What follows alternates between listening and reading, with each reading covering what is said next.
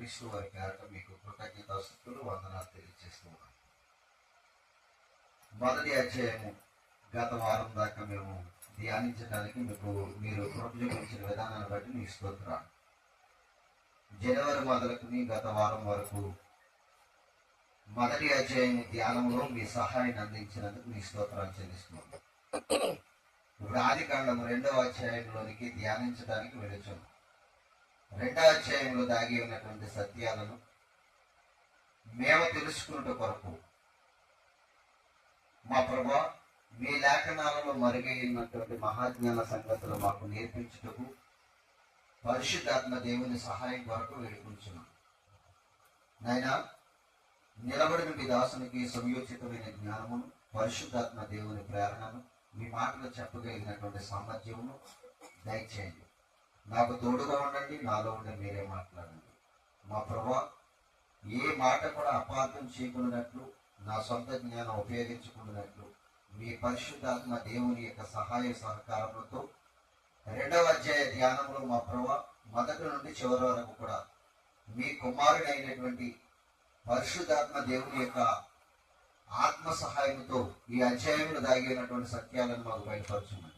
యేసుక్రీస్తు వారి నామంలో ప్రార్థన అడిగి వేడుకుంటున్నాం. ఆమేన్. మంచిది. ప్రియమైన దేవుని వారలారా, మొదటి అధ్యాయము మనము జనవరి నెల ప్రారంభం నుంచి ఫిబ్రవరి నెల గత శనివారం వరకు కూడా ధ్యానాంశం చేయడం జరిగింది. ఇప్పుడు 2వ అధ్యాయంలోనికి మనం ప్రవేశిస్తున్నాం. మొదటి అధ్యాయము 31 వచనాలు. మొదటి అధ్యాయము 1 నుండి 31 వచనాలు ఏంటి అనంటే సృష్టి క్రమము. ఎన్ని దినాలు? 6 దినాలు. ఏంటవి అనంటే విశ్వ దినాల్లో తెలుసుకుంది. విశ్వ దినాల్లో 6 దినాలు దేవుడు. ఇక్కడ మీరు చాలా సంగతులు చూస్తే దేవుడు పలుకగా అవి కలిగెను అనేటువంటి సందర్భం మనం చూసుకుంటూ వచ్చాం. ఏం చేసినట్ట? ఆయన పలుకగా అవి కలిగెను అని మనకి ఈ 31 వచనం వరకు మనకి కొన్ని సంగతులు మనకి మొదటి అధ్యాయంలో మనకు కనిపిస్తూ ఉంటాయి. ఇప్పుడు 2వ అధ్యాయం మనం ప్రారంభించుకుందాం. చదువుతామా? 2వ అధ్యాయము ప్రారంభం నుంచి మనం చదువుకుందాం. ఆకాశమును భూమియు వాటిలోనున్న సమస్త సమూహమును సంపూర్తి చేయబడెను. 2వ అధ్యాయం 1వ వచనంలో చెప్తున్నాడు. దేవుడు చెప్పిన ప్రతి పని కూడా ఆకాశమును భూమియు వాటిలోనున్న సమస్తమును సంపూర్తి చేయబడినవి అన్నాడా? అసంపూర్తిగా ఉన్నవి అన్నాడా? అంటే మానవ మనుగడకు కావలసినవన్నీ కూడా ఆకాశములోను భూమిలోను దేవుడు సంపూర్తిగా పెట్టాడు. సంపూర్తిగా పెట్టాడు. ఇది లేదు, ఇది అవసరం ఉంది అనేటువంటిది మనిషికి ఇంకా ఆలోచన లేకుండా ప్రతిది కావలసినదంతా కూడా దేవుడు సృష్టిలో పెట్టాడు. భూమిలో మనిషికి ఉండవలసినవి భూమిలో పెట్టాడు. ఆకాశము నుండి మనుషులకి ఏమి కావాలనో అవన్నీ కూడా ఆకాశంలో పెట్టాడు. మనిషికి ఏది కావాలనో అవి ఆకాశములోను భూమిలోను దేవుడు సంపూర్తిగా పెట్టి ఈ సృష్టిని సంపూర్తి చేశాడు. ఎన్ని దినాలనంటే 6 దినాల విశ్వ దినాలు. ఎన్ని దినాలు? 6 విశ్వ దినాలలో సంపూర్తి చేయబడింది సృష్టి. 6 విశ్వ దినాల్లో సంపూర్తి చేసినప్పుడు మనకి ఈ 6 దినాల్లో మనకు కనిపించేదంటే ఏంటనంటే ఆయన పలుకగా ఇవన్నీ కూడా కలిగినవి అని మనకి కనిపిస్తూ ఉంటుంది. దేవుడు ఇది కలుగు కాక అంటే ఆ మాటకు ఇవన్నీ కలిగినట్టుగా మనకు కనిపిస్తూ ఉంటుంది. మాట చెప్పటము సులువా, పని చేయటము సులువా? మాట చెప్పటమే సులువు, పని చేయటం కష్టం. ఇప్పుడు మీరు జాగ్రత్తగా బైబిల్ పరిశోధన చేస్తే ఇప్పుడు చదువుతాం మన మాట. 2వ అధ్యాయం 1వ వచనం కలిసి మరలా చదువుకుందాం. ఏమో రాయబడిందో? ఆకాశమును భూమియు వాటిలోనున్న సమస్త సమూహం అంటున్నాడు చూడండి. సమస్త సమూహము సంపూర్తి చేయబడిను. అదేంటది? ఇందాక మాట చెప్పాడు అనుకున్నాం, ఇప్పుడేమన్నాడు? చేసిన పని అంటున్నాడు. ఇక్కడ అండర్లైన్ చేయండి అన్నమాట. ఏ పని అది? తాను చేసిన పని. అంటే దేవుడు ఏం చేసాడు? ఇప్పుడు పని చేశాడు. మాటలు చెప్పినవాడు కాదు దేవుడు. ఏం చేసేవాడు? పని చేసేవాడు. చాలా మంది పని చేయరు. ఏం చెప్తారు? మాటలు చెప్తారు. కబుర్లు చెప్పగలరా? పని చేసి చూడంటారు చాలా మంది. అంటారా? మాటలు ఎవరైనా చెప్తారు, కానీ పని చేస్తే పని కష్టం ఏంటో విలువ ఏంటో పని చేసిన వాడికి తెలుస్తుంది. మాటలు చెప్పేవాడికి తెలుస్తుందా? మాటలు చెప్పేవాడికి తెలియదు. ఇప్పుడు మొదటి అధ్యాయం అంతా చదువుకుంటే దేవుడు ఏదో పలికితే కలిగింది అన్నట్టుగా ఉంటది. మనకి పరిచయం చేయడానికి గ్రంథకర్త అలా రాశాడంతే. మనకి పరిచయం చేయడం కోసం అలా రాశాడంతే. ఆయన ముందుగా అలాగే ఎందుకు రాశాడంటే భూమి ఆకాశం, ఆయన వివరాల్లోనికి వెళ్ళిపోతే గ్రంథాలు చాలవు. గ్రంథాలు చాలదు, సమయం కూడా చాలదు. అందుకే మనకి అర్థమయ్యే రీతిలో దేవుడు తన గ్రంథాన్ని రాయించాడు. మోషే గారు కూడా దేవుడు భూమి ఆకాశములను సృజించెను అనేటువంటి సందర్భాన్ని ప్రారంభించుకుంటూ ఆయన పలుకుగా ఇవన్నీ కూడా ఎందుకు కలిగినవో అది పరిచయం చేయడానికి ముందు ఏంటి ఆయన పని చేసిన తీరును చెప్పడానికి ముందు పలుకగా కలిగినాయి అని చెప్పాడు. ఇప్పుడు రెండో అధ్యాయం ప్రారంభంలోకి వచ్చేటప్పటికి ఏమంటాడంటే, చదవండి ఇప్పుడు మరలా చదవండి అన్నమాట. ఆకాశమును భూమియు వాటిలోనున్న అది చూడండి. భూమిలోను సమూహం ఉంది, ఆకాశములోను సమూహం ఉంది. అందుకే ఆకాశంలో సైన్యం ఉంది, భూమి మీద కూడా సైన్యం ఉంది. సమూహములు అని వర్ణిస్తున్నాడు గ్రంథకర్త. ఇప్పుడు ఆ భూమియు ఆకాశములోను ఉన్న సమస్త సమూహమును సంపూర్తి చేయబడ్డాయంట. సంపూర్తి చేయబడ్డాయంట. పూర్తి చేయబడ్డాయి. పూర్తి చేయబడ్డాయి. ఏంటవి? అన్ని. సంపూర్తి అంటే అర్థం ఏంటి తెలుసండి? సంపూర్తి అంటే అర్థం ఏంటి తెలుసా? ఇది లేదు అని అనకుండా ఉండటం కోసం అన్నీ ఉన్నాయని, అన్నీ పూర్తిగా చేయబడినవని చెప్పడాన్ని సంపూర్తి చేయబడినది సమూహములు అన్నాడు. సమూహములు, ఆకాశములో సమూహములు ఉన్నాయంట, భూమి మీద కూడా సమూహములు ఉన్నాయంట. ఇవన్నీ కూడా సంపూర్తిగా చేయబడ్డాయి. లేనిదంటూ ఇందులో ఏమీ కూడా లేదు, కావలసినదంటూ ఏమీ కూడా ఇందులో లేదు అని చెప్తున్నాడు. సంపూర్తి చేయబడినను అని ఏమంటున్నాడు? ఇంకా అదిగో దేవుడు తాను చేసిన తన పని అంటున్నాడు. ఎవరి పనిది? ఎవరి పని? సృష్టి అంతా కూడా ఎవరి పని అనుకుంటారు? అక్కడ అన్నాడు ఆయన, దేవుడు తాను చేసిన తన పని అంటున్నారా?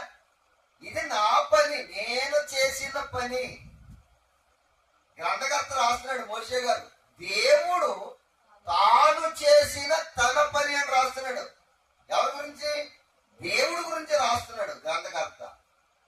దేవుడు తాను చేసిన తన పని ఏడవ దినములోగా సంపూర్తి చేసి తన చేసిన తన పని అంతటి నుండి ఏడవ దినమున విశ్రమించెను. విశ్వ దినాలలో ఏడవ దినమున దేవుడు ఏం చేశాడంట? ఎందుకు విశ్రమించాడు? ఎందుకు విశ్రమించాడు?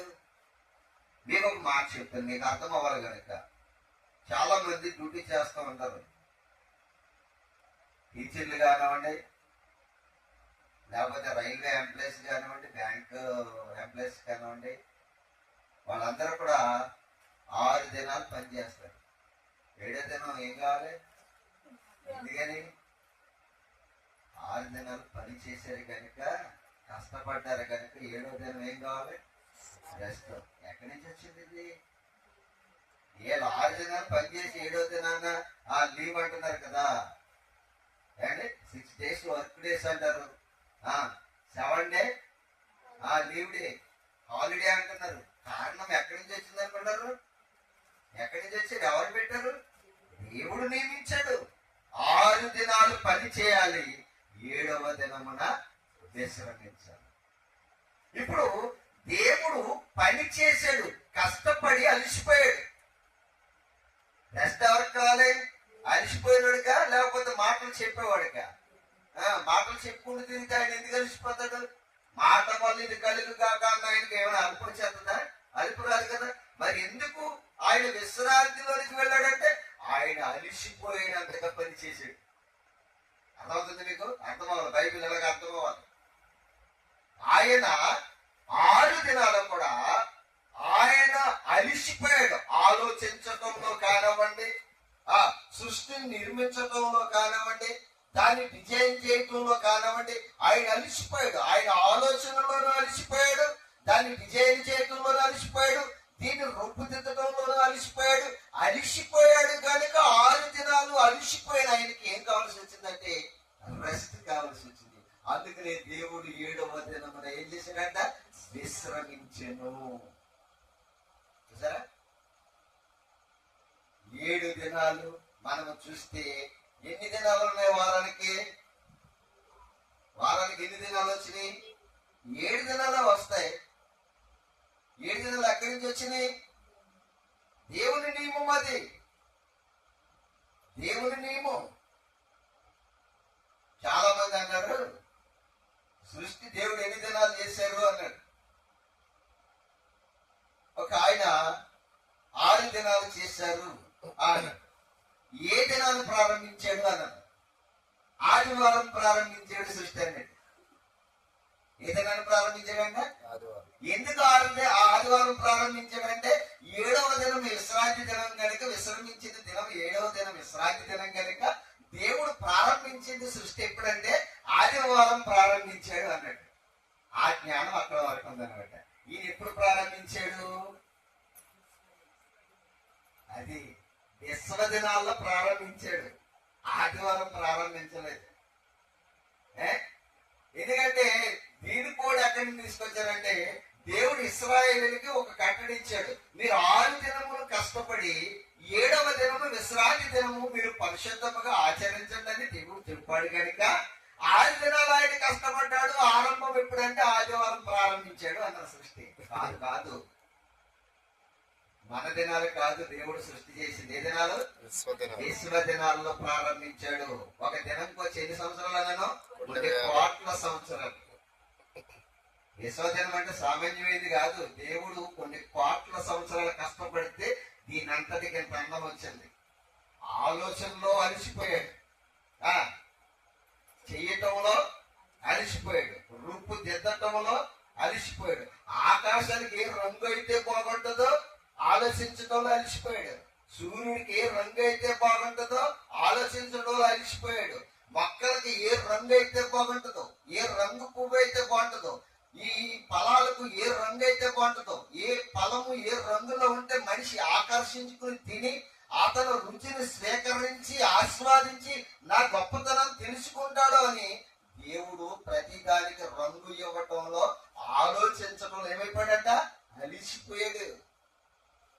చూడండి, ఇంజనీర్ ని ఒక బిల్డింగ్ కి డిజైన్ ఇమ్మంటే దానికి ఏ రంగు వేస్తే బాగుంటుంది అన్నాడు, తలపాలు వేసుకుంటూ ఉంటాడు. ఇక్కడ ఏ రంగు వేస్తే బాగుంటది, ఈ రంగు వేస్తే ఈ బిల్డింగ్ కి ఎంత అందం వస్తుంది అనేటువంటిది. మరి పైన ఒక రంగు వేస్తాడు, కింద రంగు వేస్తాడు. ఇవన్నీ రంగు గురించి ఆలోచించడానికి కూడా తలపీకేసుకుంటాడు.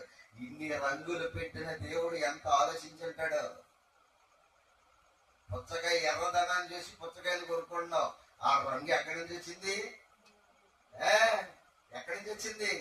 దేవుడు ఎట్టాడు. ఈ ఆప్లికాయని చూడగానే తీసుకోవాలి, కొనాలనిపిస్తుంది నీకు. ఎవరెట్టారు ఈ రంగు? ఏంటంటే బాబు, ఈ పచ్చగా ఉంటాయి మొక్కలన్నీ పచ్చగా ఉంటాయి, మొక్కలన్నీ ఒకే రకంగా ఉంటాయి, కానీ వాటిల్లో పువ్వులు ఒకే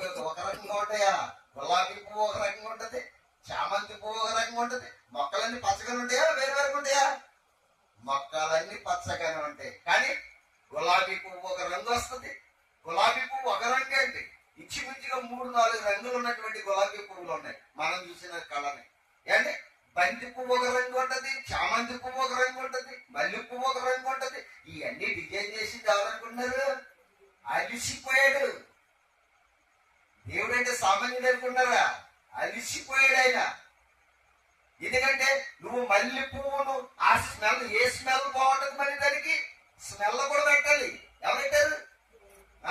జాజి పువ్వుకు ఒక స్మెల్, మల్లె పువ్వుకు ఒక స్మెల్, చామంతి పువ్వుకు ఒక స్మెల్, సంపంగి పువ్వుకు ఒక స్మెల్. మరి పువ్వులన్నీ కూడా వేరే వేరే డిజైన్ లో ఉంటాయి, వాసన మాత్రం వేరే వేరేగా ఉంటాయి. ఈ వాసనలన్నీ పెట్టడానికి దేవుడు డిజైన్ చేసి అలిసిపోయాడు. పిల్లరా, మీరేదనుకుంటున్నారు? అలా తెప్పుకుంటావు, ఇలా జల్లో పెట్టేసుకుంటావు అంతే. దాని వెనకాల దేవుని కష్టం ఉందన్న సంగతి మనిషికి అర్థమవుతలేదు. అలిసిపోయాడు. ఎన్ని దినాలు అలిసిపోయాడైనా? కొన్ని కోట్ల సంవత్సరాలు అలిసిపోయాడు ఈ డిజైన్ చేయడానికి. ఏదనుకున్నారు? సూర్యుడు ఇలా రంగు రావాలి, ఈ రంగు వస్తే ఈ వెలుగు వస్తుంది, ఈ రంగు ఉంటేనే వాళ్ళకి బట్టలు ఆడతాయి, ఈ రంగు ఉంటేనే వారు మొక్కలు బ్రతకగలవు, ఈ మొక్కలకు సూర్య రశ్మి వస్తుంది, ఆ రంగులో ఉండే రశ్మి వస్తేనే మొక్కలు కూడా ఏం పొందుకుంటాయంట? జీవాన్ని పొందుకుంటాయి. డిజైన్ ఎవరు చేశారనుకున్నారు? మరి ఏంటనుకుంటున్నారు? చేశాడు పలికాడు అయిపోయింది అనుకుంటారా? పలికితే అయిపోలేదు, డిజైన్ చేశాడు దేవుడు. ఆలోచించండి, బాగా ఆలోచించాలి. చూసారా, అట్టికే పచ్చరంగులో ఉంటుంది. పచ్చరంగులో ఉంటుందా? తింటామా? తినాలంటే ఏ రంగులో ఉన్నది? పసుపు రంగులోకి వచ్చేయాలి. మరి ఎవరికన్నా రంగు పచ్చిగా ఉంటే తినమని కాసేటప్పుడు పచ్చిగా పెట్టాడు, దాన్ని నువ్వు తినే టయానికి మాత్రం ఏం చేశాడంట? రంగు మార్చేసాడు. నిన్ను ఆకర్షించుకోవాలి, దేవుడు. ఈ పండును చూడగానే ఇప్పుడు ఎవరు జ్ఞాపకం వచ్చేయాలి? ఇంత అందంగా ఈ రంగేసింది ఎవర్రా బాబు అని చెప్పేసి నీకు ఆయన జ్ఞాపకం వచ్చేయాలి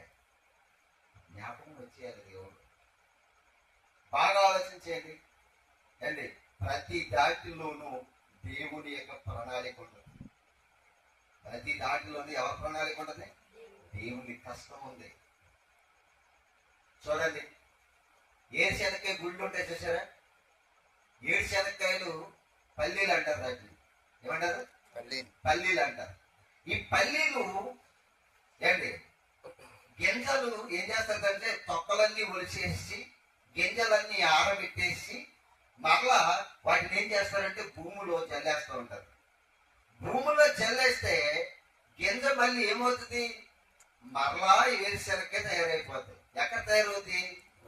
భూమిలో తయారైపోతుంది. మీరేనండి, గింజ ఎక్కడ పడేసారు? మీరు మట్టిలో పడేశారు. ఎక్కడ పడేశారు? మట్టిలో పడేశారు. మరల ఇప్పుడు అది మొక్కను పెంచుకుంటూ ఆ మొక్కలో నుంచి ఏర్లు బయలుదేరి, ఏర్లలో నుంచి ఏం బయలుదేరుతాయి తెలుసా? మళ్ళీ 7 శనక్కాయలు వస్తాయి. 7 శనక్కాయ ఒకట అంటే అరొకటి ఉంటుంది, 2 అరలు ఒకటి ఉంటుంది, 3 అరలు ఒకటి ఉంటుంది. ఎన్ని అరలు ఉంటాయి? మళ్ళీ ఎరల్లో మళ్ళీ పల్లీలు వచ్చేస్తా ఉంటే మట్టి ఏమైనా ఉందంటారా? మట్టి అంటూ కూడా ఉందంటారా? ఎవరి డిజైన్? మరి ఇంత కష్టపడినోడి గురించి నీకేం తెలుసు అసలు? నువ్వు పడేసావు మట్టిలో. ఏంటది? 7 శనక్కాయ గింజట్టుగా అలా మట్టిలో పడేసావు విత్తనాన్ని. మరలా నీవు తినడానికి మట్టి అవ్వకుండా మరలా వాటికి ఏం చేస్తాడు? క్యారేజీ అవి చేస్తున్నాడు. చూసాడు దేవుడు? అరలుగా 3 అరలు పెట్టి 3 గింజలు పెడతాడు. అందులో ఈ 3 గింజలు డిజైన్ ఎవరనుకున్నారు? 2 గింజలు డిజైన్ ఎవరనుకున్నారు? మట్టి అంటుకుంటుందా? మట్టి అంటుకోదు. యాప్లికాయ చూడండి, బత్తాకాయ చూడండి. బత్తాకాయలో పైన మరల తొక్క, కమలాకాయలో పైన తొక్క. కమలాకాయ రంగుని చూస్తేనే కొనాలనిపిస్తుంది నీకు. లోపల మరలా అది ఈ కమలాకాయలో ఉన్నటువంటి తొక్కను తీగానే దాంట్లో గులాబీ రంగు కలిగినటువంటి ఆకర్షించుకునే రంగు ఉంటుంది దాంట్లో. దేంట్లోనూ కమలాకాయలు. చూసారా? రంగులు ఎవరెట్టారు? మరి రంగులన్నీ డిజైన్ ఎవరు చేశారు అనుకున్నారు? ఇప్పుడు 10 చేశాడా, 10 చేయకుండా పలికాడు? చెప్పండి. ఇప్పుడు అది 6 దినములు పని చేసాడు, తన పనిని ముగించేసుకున్నాడంట. ఈ 6 దినాల పనిలో దేవుడు చేసింది ఏంటంటే ఏ స్మెల్ ఉండాలి, ఏ రంగు ఉండాలి, ఏ డిజైన్ ఉండాలి, ఎలాగైతే నా పిల్లలు ఆనందిస్తారు, ఎలాగైతే నా పిల్లలు మరి సంతోషంగా ఉంటారు, ఇవన్నీ ఆలోచించి చెయ్యడానికి దేవునికి 6 విశ్వదినాలు పట్టిన. 6 విశ్వదినాలంటే కొన్ని వందల కోట్ల సంవత్సరాలు పట్టింది దేవునికి. ఊరికినే కలిగిపోయింది అనుకోకుండా భూమి ఆకాశాలు అందులో ఉన్న సమస్తము. ఇలాగ చేసిన దేవుడు ఇవన్నిటిని సంపూర్తి చేసిన తర్వాత ఆ కష్టపడిపోయిన దేవుడికి ఏం అవసరమైందంట? విశ్రాంతి అవసరమైందంట. అందుకనే దేవుడు ఏం చేశాడు? 7వ దినమున ఆయన ఏం చేశాడంట? విశ్రమించెను. 6 దినాలు కష్టపడిన దేవుడు 7వ దినమున విశ్రమించాడు. విశ్రమించిన దేవుడు కిందేమో ఇక్కడేమో ఒక రకంగా చెప్పాడు గ్రంథకర్త. వినాలి, గ్రంథకర్త ఏమని చెప్పాడు అంటే, మీకు సందర్భాల్లోనికి వెళ్తాం. భూమి దాన్ని ఎలా ఉండాలి? భూమి ఆకాశములను చేసిన విత్తనములు మొలుసును కాక అని ముందు చెప్పేశాడు. కానీ దానికి ఒక క్రమం ఉండాలి, దానికి ఒక ఉత్పత్తి విధానం ఉండాలి. దాన్ని చెప్తాడు. చూడండి, ఇప్పుడు చదువుతాం మనం ఆ మాట. 2వ అధ్యాయము ఏంటి చదవండి. కింద వచ్చినాడు, మీరు ఇప్పుడు దాకా చదివిన దాన్ని కింద వచ్చినాడు చదవండి. కాబట్టి దేవుడు ఆ 7వ దినము ఆశీర్వదించి పరిశుద్ధపరిచెను. ఎలాగనగా దానిలో దేవుడు తాను చేసినట్టు సృజించినట్టు తన పని అంతటి నుండి, అదనమాట, తన పని అంతటి నుండి దేవుడు ఏం చేశాడంట? విశ్రమించెను. తన పని అనడక తన పని అంతటి నుండి ఏం చేశాడంట? విశ్రమించెను. పని పూర్తయిపోయింది, ఇంకేం చేయాలి? ఇప్పుడు విశ్రాంతి తీసుకోవాలి. ఆయన అనుకున్న పని పూర్తయిపోయింది. ఆయన ఏమైతే చేయాలనుకున్నాడో దాన్ని గోల్ ముగించేశాడు. ఆయన పెట్టిన గోలు ముగింపబడిపోయింది, సంపూర్తిగా చేసేసాడు. చేసేసిన తర్వాత ఆయన పని, ఆయన కార్యక్రమం అంతా కూడా నెరవేరిపోయిన తర్వాత ఆయన ఏం చేశాడంటే, ఇక నేను రెస్ట్ తీసుకోవాలి, నా పని చాలా అలిసిపోయానని 7వ దినమున ఏం చేశాడంట? విశ్రాంతిలోకి వెళ్ళిపోయాడంట. ఈ విశ్రాంతిలోనికి వెళ్ళిపోయాడని మోషే గారు చెబుతూ 4వ వచనంకి వచ్చేటప్పటికి ఏమంటున్నాడు చూడండి. 2వ అధ్యాయము 4వ వచనం. దేవుడైన యెహోవా భూమిని ఆకాశము అది చూడండి, భూమిని ఆకాశమును చేశాడు అని ఉందా? కలుగుగాక అన్నాడు అని ఉందా? అదనమాట. ఏం చేశాడైనా? చేశాడు, విజయం చేశాడు. ఇలా ఉండాలి భూమి, మట్టిగా ఉండాలి భూమి. అది పనికి రావాలి మనిషికి. మనిషి దాంతో ఎన్నో పనులు చేసుకోవాలి. ఏం పనులు చేసుకోవాలి? మట్టితో కొండలు చేసుకోవాలి, ఇటుకలు చేసుకోవాలి, ఇల్లు కట్టుకోవాలి, ఎన్నో చేసుకోవాలి. వాటికి అన్నిటికీ అవసరమైన రీతిలో ఉండాలని మట్టిని మట్టిగా ఉండటం కోసం భూమిని ఏం చేశాడంట? నిర్మాణం చేశాడంట, పని చేశాడు. ఇలాగుంటే బాగుంటది మనిషికి. ఇలాగైతే మనిషికి అన్ని రకాలుగా బాగుంటది. మట్టి అనుకోండి, మట్టి అనుకుంటే అందులో అతడు వేసిన విత్తనం అంతా కూడా ఫలించి వాడికి పనికి రావాలి, మట్టిగా ఉండాలి. వాడు ఏదైనా చేసుకోవాలంటే, ఇటుకు చేసుకోవాలంటే ఇప్పుడు మట్టి అక్కడ మట్టి తీసుకుంటా ఇది వరకు పచ్చి ఇటుకలు కీళ్ళు పెట్టేవారు. మట్టి కీళ్ళు అని ఉంది. పూర్వకాలంలో మట్టి కీళ్ళు పెట్టేవారు. మనకి అది ముందుకెళ్తే తెలుస్తుందిలే. ఇది వరకు వాళ్ళు ఏం చేసేవారంటే, ఆ నిర్గమకాండాలు ఉంటాయి ఆ మాటలన్నీ కూడా మట్టి కీళ్ళతో పెట్టుకునేవారంట. కానీ ఇశ్రాయేలీయులు ప్రారంభించారు ఏ పని? ఇటుకలు చేయటం పని. ఇందులో నుంచి మట్టిని తీసి జిగట మట్టిగా మార్చి ఐగుప్తు దేశంలో వారు పని ఏమి చేసేవారంటే ఇటుకలు తీసే పని చేసేవారంట. ఎవరో? ఇశ్రాయేలీయుల ప్రజలు. ఇశ్రాయేలీయుల ప్రజలు ఇటుకలు తీసి బ్రతికేవారంట. పిల్లరా, మనిషి మనుగడ కోసం, మనిషి బ్రతకటం కోసం, ఆ మనిషి మనుగడ సాగాలంటే ఆ మనిషికి కావలసినవన్నీ కూడా దేవుడు ఏం చేశాడంట? పని చేశాడు. భూమిని డిజైన్ చేశాడు, ఎలా చేయాలో అలా చేశాడు అనమాట. ఆయన భూమిని ఏం చేశాడంటే 4వ వచనం మన చదువున్న మాట, దేవుడు దేవుడైన యెహోవా భూమిని ఆకాశమును చేసిన దినమందు భూమి ఆకాశములను సృజించినప్పుడు అది చూసారండి. మరల వాటికి ఏం కావాలంట? ఉత్పత్తి క్రమం కావాలి. అది ఉత్పత్తి అవ్వడానికి క్రమం కావాలి వాటికి. దేనికి? భూమికి ఆకాశానికి ఏం క్రమం కావాలంట? ఉత్పత్తి క్రమం. ఉత్పత్తి క్రమం లేకపోతే అది ఏమవుదు? మంచి భూమికి కూడా ఏం కావాలన్నాడు? ఇప్పుడు ఉత్పత్తి అవ్వాలి. ఉత్పత్తి అవ్వాలంటే అది ఎలాగుంటే ఉత్పత్తి అవుతుంది? అందుకే మీకు గత వారం చెప్పాను నేను. ఏమని? భూమి గోళాకారంలో ఉండాలి, భూమి తిరుగుతూ ఉండాలి. భూమి ఎక్కడ పెట్టాడని చెప్పాను? శూన్యంలో పెట్టాడు. అది ఉత్పత్తి అవడానికి ఏ ప్లేస్ అయితే బాగుంటుందో ఆ ప్లేస్ లో పెట్టాడు దేవుడు. ఈత సరిగా పెట్టలేదు. ఎవరు సరిగా పెట్టాడు?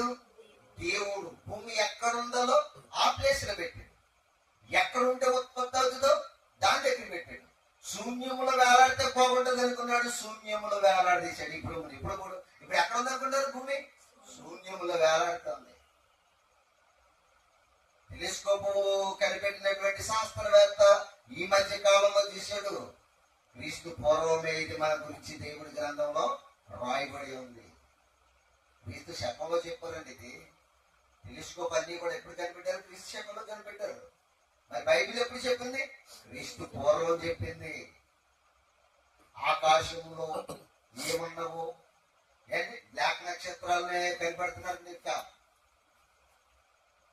చూసారా? బ్లాక్ నక్షత్రాలు కనిపెడుతున్నారంటే శాస్త్రవేత్తలు.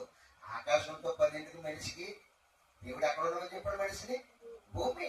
మనకు నివాస యోగ్యం ఏదన్నాడు దేవుడు? భూమే. భూమి వరకు మనము సరిహద్దులు దాటి వెళ్ళకూడదు. దేవుడు మనకి ఇదే నివాస యోగ్యం అన్నాడు. ఇదే క్షేమకరమైందని చెప్పాడు. అందుకే దీనికి ఒక ఉత్పత్తి క్రమాన్ని పెట్టాడు. ఇది ఎక్కడుంటే బాగుంటుంది అక్కడ ప్లేస్ చూసి పెట్టాడు. శూన్యములో వేలాడితే బాగుంటుంది అనుకున్నాడు.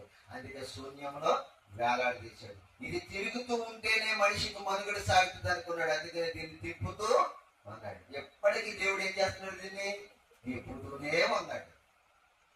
మీరు అనుకుంటున్నారు ఆయన పడుకున్నాడేమో అనుకుంటున్నారు. ఇశ్రాయేలీయులను కాపాడేవాడు కునుకడు. ఆయన కునికి నిద్రపోయాడంటే బోల్డ్ యాక్సిడెంట్లు జరిగిపోతాయి. తెలుసా మీకు? ఇప్పుడు డ్రైవింగ్ చేసేవాడు కుడిపాట్లు పట్టాడు అనుకోండి, దేని గుర్తెత్తాడు. దేవుని చేత తిప్పబడుతుంది ప్రకృతి అంతా కూడా. ఏంటనుకున్నారు? డ్రైవర్ ఎవరనుకున్నారు? ప్రకృతికి దేవుడు తిప్పుతున్నాడు కనుక క్రమంగా ఉంది. ఎందుకంటే ఆయన కునుకడు అని ఆయనకి నిద్ర రాదండి అని అనొచ్చు మీరు. ఆయన ఆత్మకు నిద్ర ఉండదు. ఆత్మకి ఏముండదు? నిద్ర ఉండదు. శరీరానికి నిద్ర ఉంటుంది. మనము భూమి నివాస కాలంలో మనకి శరీరాలు ఉన్నాయి కనుక సమయానికి నిద్ర చేస్తుంది, సమయానికి ఆకలి చేస్తూ ఉంటుంది, సమయానికి అన్ని కూడా మనకి జరిగిపోవాలి. ఎందుకంటే ఇది శరీరంలో ఉన్నాం కాబట్టి. ఆత్మకి కాలం అక్కర్లేదు, సమయం అక్కర్లేదు, ఇంకేం కావట్లేదు, దాహం అక్కర్లేదు, నిద్ర అక్కర్లేదు, భోజనం అక్కర్లేదు. అదే చెప్పాడు ప్రకటన గ్రంథంలో దేవుడు తన కుమారుడైనటువంటి క్రీస్తుని గురించినటువంటి సందర్భాలు చెబుతూ ప్రకటన గ్రంథకర్త అయినటువంటి యోహాను గారు రాసినటువంటి ప్రకటన గ్రంథంలో ఏముందంటే, పరలోకమందు దాహమైనను, ఆకలైనను, దప్పికైనను, రోగమైనను, బాధైనను ఉండదని చెప్పాడు. ఎందుకంటే అక్కడ ఏముండదు? శరీరం ఉండదు కనుక. విన్నారా? వినాలి. ఇంత బాగుంటుంది బైబిల్. ప్రకృతిలో ప్రతిదీ కూడా దేవుడు మనకి ఎక్కడ ఉంచాలో అక్కడ పెడుతున్నాడు. ఏంటి? ఆయన చేత నడిపించబడుతున్నాయి. అందుకే క్షేమంగా ఉన్నాం మనం అందరం కూడా. మనిషి క్రమము తప్పితే దేవుడు కూడా దేన్ని తప్పిస్తాడు తెలిసే క్రమం? ప్రకృతిని క్రమం తప్పిస్తాడు. ఉత్పత్తి క్రమం అని చూసారు మీకు. ఇప్పుడు ఈ ఉత్పత్తి క్రమం తప్పిపోయింది అనుకోండి, ఏమొస్తుంది? ఉత్పత్తి క్రమం తప్పింది అనుకోండి, ఏమొస్తుంది? తుఫాను అతిక్రమం వస్తుంది. మనకి ఏమొస్తుంది? తుఫాను అతిక్రమం వస్తుంది. ఈ తుఫాను అతిక్రమంలో మనం ఏమైపోతాం? మొత్తం కొట్టుకుపోతాం.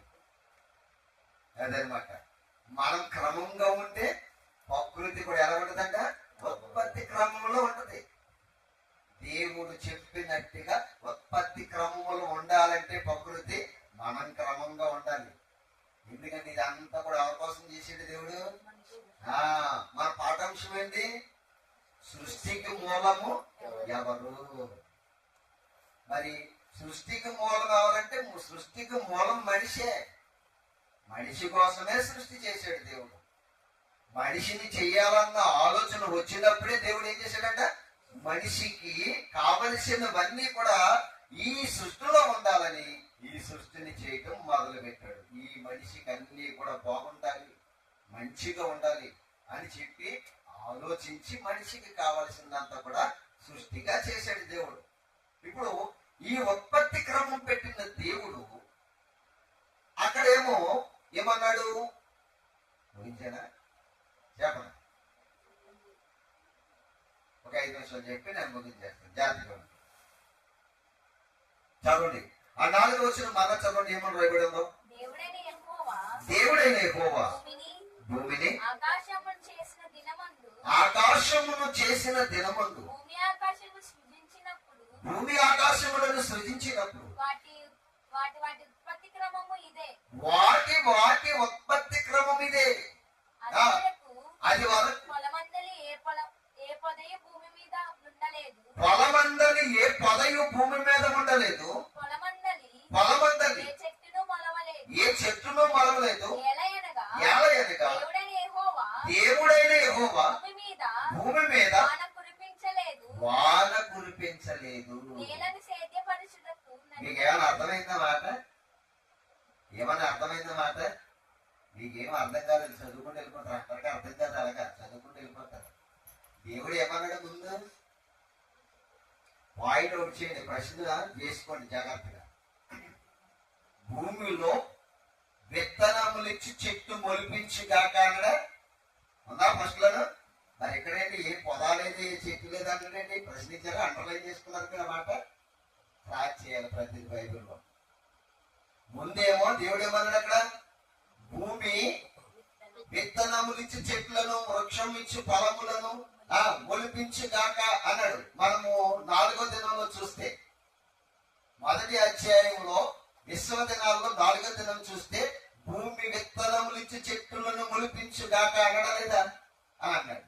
మరి ఇక్కడ వచ్చేటప్పటికి ఏంటన్నాడు? ఏ పొలమందలి ఏ పొదయు లేదు. ఇంకేమన్నాడు? మరి అదేంటది? అక్కడేమో చెట్లు మొలిచేసినాయి అన్నాడు, విత్తనాలు ఇచ్చే మొక్షాలు మొలిచేసినాయి అన్నాడు. ఇక్కడేమో 2వ అధ్యాయానికి వచ్చేసరికి ఏం లేవంటున్నాడు. ఏంటినా అర్థమైందా? ముందు దేవుడు సృష్టిని ఎలా చేశాడో చెప్పాడు. తర్వాత ఏం చెప్తున్నాడంటే అది ఉత్పత్తి ఎలాగైతే చెప్తున్నాడు. ఇప్పుడు ఉత్పత్తి క్రమం అర్థమవుతుంది మీకు? ఆ భూమిలో నుంచి వచ్చిన వృక్షాలు కానివ్వండి, విత్తనాలు కానివ్వండి, ఆ ఉత్పత్తి క్రమాన్ని చెప్తున్నాడు. ఇప్పుడు ఇక అర్థమవ్వాలి. ఉత్పత్తి క్రమం అంటే ఇదే. భూమిలో నుంచి మొక్క మొలవాలంటే అది ఉత్పత్తి క్రమం. దేవుడు పెట్టిన ఉత్పత్తి క్రమం ఏంటంటే విత్తనం వేయగానే అది కొన్నాళ్ళకి ఏమవ్వాలంట? మొక్క మొలవాలి. మొక్క మొలిచి వృక్షంగా మారాలి. వృక్షం మొలిచి పోతయ్యాలి. పోతేసిన తర్వాత ఫలాలుగా మారాలి. ఫలాల్లో మళ్ళీ ఏం రావాలి? విత్తనాలు రావాలి. ఇది ఉత్పత్తి క్రమము అంటారు. భూమికి ఏ క్రమం అంటారు? దీన్ని ఉత్పత్తి క్రమం. ఈ ఉత్పత్తి క్రమాన్ని దేవుడు ఎలా చేసాడో మీరు కొన్ని మాటలు చదవండి. నేను గురించి చేస్తాను. చదవండి. తర్వాత మరలా శనివారం నాడు ధ్యానం చేసుకుందాం. చదవండి. పొలమందలి ఏ పొదయు లేదు గనుక నుండలేదు. పొలమందలి ఏ చెట్టును మొలవలేదు. ఏలయనగా దేవుడైన యెహోవా భూమి మీద వాన కురిపించలేదు. నేలను సేద్యపరచుటకు నరుడు లేడు అన్నాడు. ఇక్కడ ఏమన్నాడు బాగా? మరి మొదటి అధ్యాయంలో చేసిన వాళ్ళు ఎవరు? దేవుడు తన స్వరూపమందు తన పోలిక చెప్పున నరుని చేశాను అన్నదా బైబిల్లో? ఈ అధ్యాయంలో మొదటి అధ్యాయం 26వ వచనంలో ఉంటుంది. మొదటి అధ్యాయం 26వ వచనంలో దేవుడు తన పోలిక చెప్పున్నారని చేశాడని అడగడు కదా. మళ్ళీ ఎక్కడికి వచ్చేదానికి ఏమంటాడు? నరుడు లేదంటున్నాడండి. ప్రశ్నించుకోండి, ఆలోచించండి. ఆలోచిస్తే ఎపిసోడ్ శనివారం ఉంటుంది. ప్రార్థన చేసుకోండి, దయచేసి అందరూ కళ్ళు మూసుకోండి, ప్రార్థన చేసుకుందాం. మహాపరిశుద్ధుడు అయిన కన్న తండ్రి, ఈ 2వ అధ్యాయంలో కొన్ని సంగతులు ధ్యానించడానికి మీ సహాయాన్ని దయచేశారు. మీ పిల్లలకు కావలసిన మాటలు, కొన్ని మాటలు మీ దాసుని నోట నుండి మీరు పరిశుద్ధాత్మ దేవుని ద్వారా పలికించిన విధానం బట్టి మీ స్తోత్రాలు. కొడుకును ముగించుకుని మా గృహాలకు వెళ్ళిచున్నది నెమ్మదిని సమాధానాన్ని దయచేయండి. కూడి వచ్చిన ప్రతి కుమార్తెను కుమారుని మీరు జ్ఞాపకం చేసుకోండి. ఆయుష్ను ఉండి ఆరోగ్యం దయచేయండి. ఎలిజబెత్ గారికి మంచి ఆరోగ్యం దయచేయండి. వారి కుమారుడికి మంచి ఆరోగ్యం దయచేయండి. ఇంకా రోగులందరూ ఉన్నారు, వారందరినీ స్వస్థపరచండి. అందరికి ఆరోగ్యం దయచేయండి. కూడి వచ్చి ఉన్న వారిని, శబ్దాంతరంగా నవ్విన వారిని అందరినీ కూడా ఆత్మీయంగా బలపరచమని ప్రార్థన చేస్తున్నాను. మీరు నాకు ఇచ్చిన భార్య, ఇద్దరు కుమార్తెను కూడా మీరు జ్ఞాపకం చేసుకోండి. ఆయుష్ను ఉండి ఆరోగ్యం దయచేయండి. ఈ నెలలో మరలా మా ప్రభా వందే సభ పెట్టడానికి ఆలోచన కలిగి ఉన్నాం. ఆ సభ దిగ్విజయంగా జరగడానికి ఏ ప్లేస్ లో జరిగితే బాగుంటుందో మా ప్రభావ మీ సహాయాన్ని, మీ సంకల్పాన్ని, మీ ఆలోచన మాకు అందరికీ అనుగ్రహించమని ప్రార్థన చేస్తూ, అలాగే మీరు మాకు తోడుగా ఉండి ఆ సభ విషయంలో కూడా మీ సహాయాన్ని దయచేయమని ప్రార్థన చేస్తూ, కొడుకులు ముగించుకుని వెలుచుకునే మీదని సమాధానాన్ని ప్రతి వారికి దయచేయమని, అలాగే మా ప్రభావ నీ సేవకుడైన నాకు ఇంకా మీ మహాజ్ఞాన సంగతులు చెప్పడానికి నన్ను నిలబెట్టి నడిపించమని, మా ప్రభువును మీ ప్రియ కుమారుడు మా రక్షకుడైన యేసుక్రీస్తు ప్రభుల వారి పేరట ఈ ప్రార్థన మీకు సమర్పించి అడిగి వేడుకుంటున్నాం కన్న తండ్రి. ఆమె ఇప్పుడు మన తండ్రి అయిన దేవుని ప్రేమ, ఆయన కుమారుడు మన రక్షకుడైన యేసుక్రీస్తు వారి కృప, ఆదరణకర్త పరిశుద్ధాత్మ దేవుని యొక్క అన్యోన్య సహవాసం ఇప్పుడు నిజము సదా మనకు సకల పరిశుద్ధులకు ప్రార్థించబడిన అంశంలో నెరవేర్చబడదు. సదా తోడని నడిపించును గాక. ఆమేన్.